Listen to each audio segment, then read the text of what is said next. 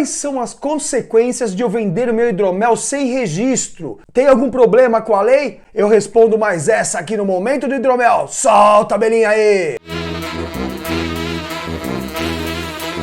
Bem-vindo ao Momento do Hidromel aqui no Taça e Copo. Nesse canal eu falo muito sobre hidromel, as dúvidas enviadas aqui no Momento do Hidromel, que você também pode participar mandando aqui embaixo a sua dúvida. Meu nome é Romualdo Juliato e seja muito bem-vindo aqui ao Taça e Copo. Hoje a pergunta novamente é relacionada à regularização de produções de hidromel. Esse tema está muito em pauta nesse momento, tem muitos produtores aí achando que de repente não precisa se regularizar, que não precisa ter nenhum registro junto ao mapa, que não vai dar problema nenhum. Mas eu vim aqui para alertar você a respeito disso. E a dúvida veio nos comentários de dois inscritos aqui no canal, que é o Guilherme Ferreira, que ele pergunta: consigo produzir e vender hidromel sem o MAPA, o Ministério da Agricultura, Pecuária e Abastecimento, com CIF ou com SIM, algo do tipo? A outra pergunta dele é: quais as exigências para abrir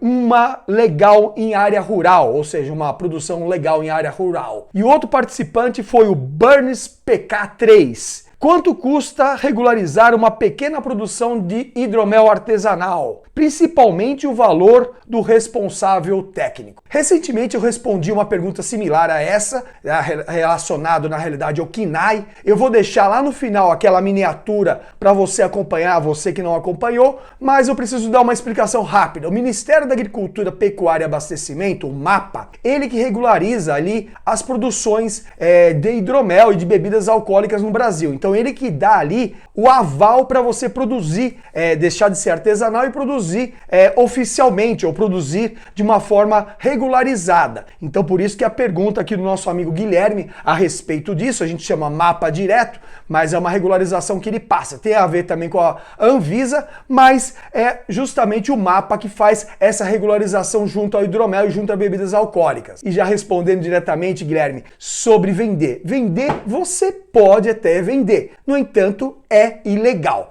Além das consequências legais, que eu vou enumerar depois para você, para não ser só de orelhada do Romualdo, ele tá falando da boca para fora, também tem o problema da saúde pública. Eu geralmente não falo, mas também sou pós-graduado em tecnologia de alimentos e bebidas, e eu não poderia ser irresponsável de não falar que você teria problema com a saúde pública também. E também tem lei vigente em cima disso. Você está fazendo um produto que é para consumo humano, então precisa sim de uma regularização, e essa regularização garante que essa bebida vai estar fidedigna ao chegar à mesa do cliente. E caso não esteja, você, como tendo CNPJ, vai responder legalmente. No entanto, mesmo não tendo CNPJ, você também pode responder legalmente por uma produção e venda não regularizada. E eu vou falar algumas leis aqui e vou pegar minhas colinhas aqui embaixo, porque também não dá para lembrar tudo de cabeça. E a primeira delas é o Decreto 6871 de 2009, que regulamenta a Lei 8918 de 1994, que dispõe sobre a padronização, classificação, registro, inspeção, produção, fiscalização de bebidas no Brasil, e isso tem que ser de acordo com o MAPA, que qualquer bebida alcoólica é o MAPA que regulariza ali. Então por isso que a gente é muito ligado ao MAPA e fala muito disso. Inclusive no outro vídeo que eu falei sobre isso, que eu já falei que eu vou deixar no final a miniatura, eu falei inclusive que teve uma atualização do PIC, Padrão de Identidade e Qualidade, que o MAPA forneceu para as bebidas alcoólicas. Então vale a pena você dar uma olhadinha lá no vídeo no final. Também tem um link para você baixar lá naquele vídeo, beleza? E essa lei também fala sobre rotulagem e qualidade da bebida, obviamente, por isso que eu falei do PIC. A outra lei é a 9782 de 1999, que define a competência da Anvisa, a Agência Nacional de Vigilância Sanitária, que fiscaliza e também regulamenta os alimentos, mas também pode fiscalizar as bebidas alcoólicas, tá? Então, além do problema do mapa, você também tem a Anvisa. Afinal de contas, o seu cliente vai ingerir ou você vai ingerir essa bebida. Então, tem relacionado também com a Anvisa. E aí, um pouco mais próximo do que a gente tem direto e vê nos estabelecimentos é o Código de Defesa do Consumidor. Sim, senhor. Por quê?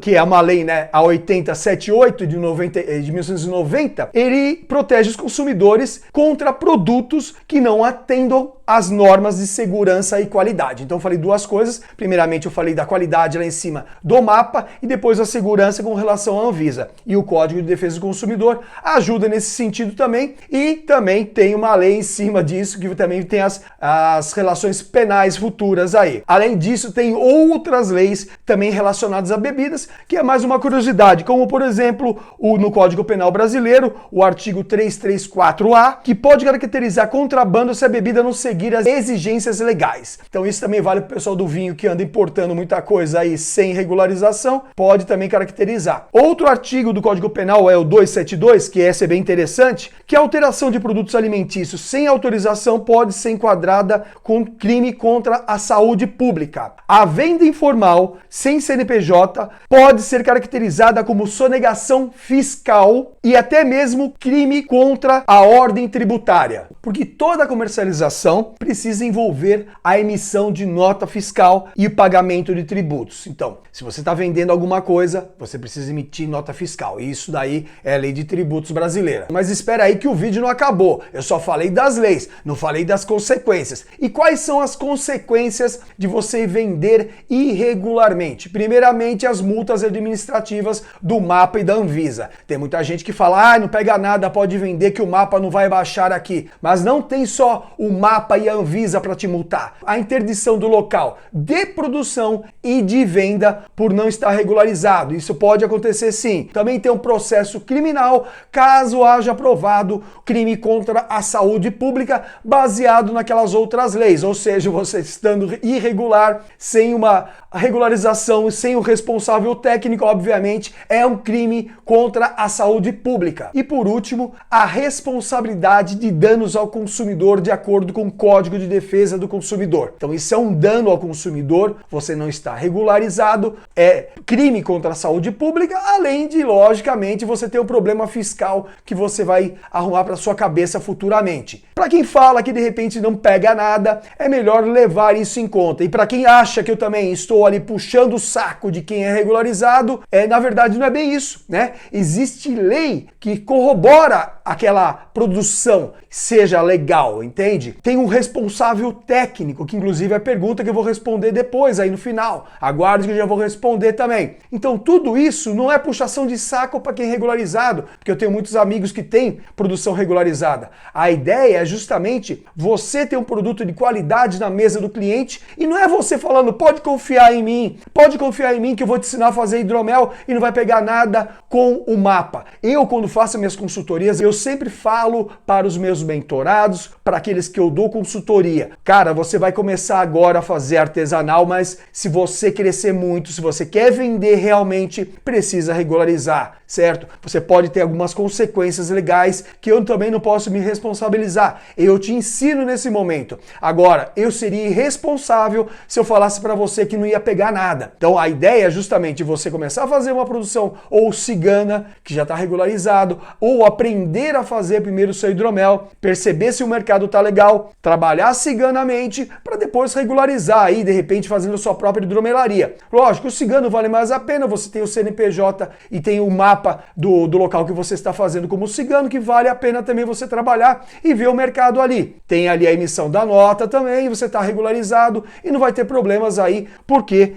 o pessoal que você contratou para fazer o seu hidromel vai arcar com todas essas consequências legais aí, caso haja algum problema com relação ao mapa e vigilância, etc. Na segunda pergunta aí do Guilherme, ele pergunta também sobre quais são as exigências de uma área rural. Isso depende muito do plano diretor municipal, tá? E leis estaduais de proteção ambiental da sua região, do seu município. Recomendo ir ao órgão municipal e perguntar sobre essas leis, se aquela região que você quer montar aí a sua produção é regularizada, pode ser feito aí a produção de hidromel, porque tem, queira ou não queira, tem efluentes que podem cair no lençol freático, enfim, pode haver consequências e impedimentos de você fazer uma regularização. De repente, algumas regiões já têm ali áreas de produção não em áreas rurais. Então, em pequena escala, eles poderão até autorizar, mas aí realmente você tem esse problema aí do Ministério da Agricultura e Pecuária. E algo também sobre o CIF e o SIM. O CIF é o selo de inspeção federal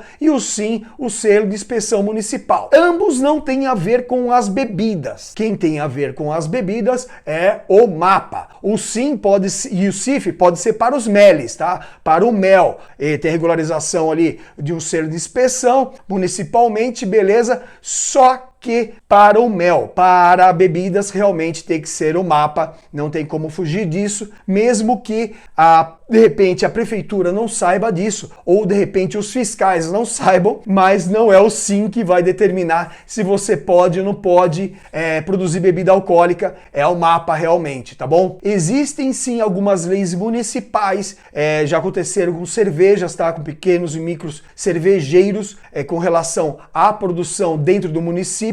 Existem algumas ações em cima disso para mudar um pouco do mapa, descentralizar ali, mas ainda é uma coisa que está ainda caminhando no Brasil. Espero que isso melhore. Eu acho que não precisa ser um órgão federal, particularmente, né? Eu acho que não precisa ser um órgão federal para verificar ali se de repente está tendo algum problema ou não. Muita coisa já é a responsabilidade do produtor, como por exemplo a rotulagem. Antigamente você teria que mandar o seu rótulo para o fiscal do mapa para ele falar que está ok. Hoje lá na lei diz que você sabe o que é para ser feito. Se você não fez, o problema é seu. Se abaixar uma fiscalização, você que vai pagar a multa. Eu acho que deveria ser algo similar com relação à parte ambiental. Eu também sou gestor ambiental formado nessa área, né? Também não é de orelhada que eu tô falando. Eu tenho a parte acadêmica, também tenho a parte de vivência de produção. Então eu tenho ambos os lados para te dar essa informação, né? Porque eu li um livro ou porque eu achódromo meu. Eu tenho as duas partes para poder te dar esse alicerce e uma opinião pessoal sobre isso. E já emendando aí na pergunta do Burns sobre o quanto custa para regularizar uma produção pequena de hidromel. Isso varia muito dos equipamentos que você vai pagar,